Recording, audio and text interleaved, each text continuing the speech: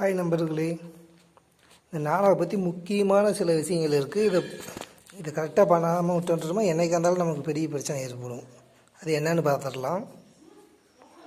பாருங்கள், நாடாவை பாருங்கள். இந்த நாடாவை இருக்குங்களா, இந்த ப்ரிங்கு மாத்திர ஸ்க்ரூ இந்த இடத்துல இருக்கும். இந்த ஸ்க்ரூவுக்கு மேலே ஸ்க்ரூ டைட் வச்சுட்டு அப்படியே ஓப்பனாக விடக்கூடாது. இது மாதிரி மெழுகு காய்ச்சி இது மாதிரி கத்தி எடுத்து இப்படி மட்டமாக சுரண்டி விட்டுருணும். அப்போ தான் இந்த ஸ்க்ரூ கண்டு வந்தால் கூட இந்த மெழுகால் மேலே வராது. அடுத்தது இன்னொன்று என்னென்னா, இந்த கம்பிங்க இங்கே பாருங்கள், இந்த கம்பிங்க இருக்குது இல்லைங்க, ஆணி.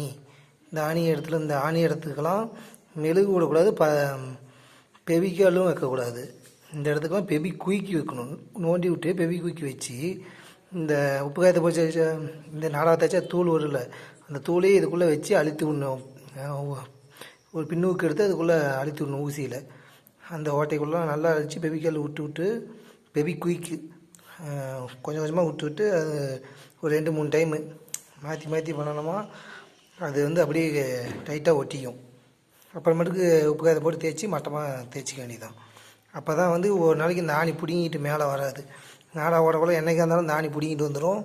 நீங்கள் இந்த மாதிரி பெவி குயிக்கு விட்டு நல்லா ஒட்டிக்காங்க, இல்லைன்னா பிரச்சனை பெருசாக இருக்கும். இலை ஒரு 500-600 இலை போயிடும்.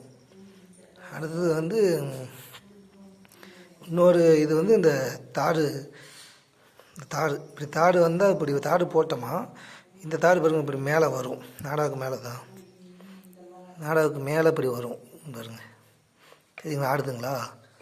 இப்படி மேலே தான் நாடாவுக்கு மேலே. இதனால் இலை போகும் கொஞ்சம், ஒவ்வொரு இலையாக இப்படி போயிட்டுருக்கு. ஒரு நாளைக்கு நல்லா மாறிச்சுன்னா நாடாவே உக்காந்திக்கும். அப்படி வரக்கூடாததுக்கு இந்த நாடால் வராது. அப்படி வராமங்கிறதுக்கு எப்படி இருந்தாலும் கொஞ்சம் பழசானால் இது வரும். அதுக்கு என்ன பண்ணணும்னா, ஃபஸ்ட்டே ஒவ்வொருத்தரும் புதுசாக இந்த கப்பு போட்டோமா அப்பயே ஒவ்வொரு கப்பில் வரும்.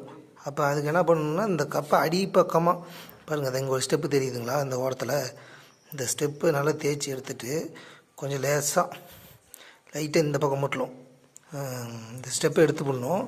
எடுத்துகிட்டு இந்த பக்கம் நல்லா உப்பு காயத்தில் தேய்ச்சோமா கொஞ்சம் இந்த இதில் இல்லாமல் கொஞ்சம் குறைச்சிடணும். கொஞ்சம் ஒரு அரை நூல் உழுவு குறைச்சிட்டோமா, அப்போ இது இப்படி கொஞ்சம் கப்பு இப்படி கமுந்துக்கும். அதனால் நாடா இப்படி தூக்கணுமா இப்படி மேலே வராது.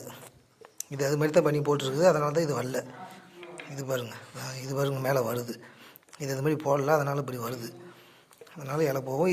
இந்த சின்ன விஷயத்தை பண்ணாமல் போட்டிங்களா இலை கண்டிப்பாக எவ்வளோ இலை போகுங்கிறது உங்களுக்கு தெரியும்.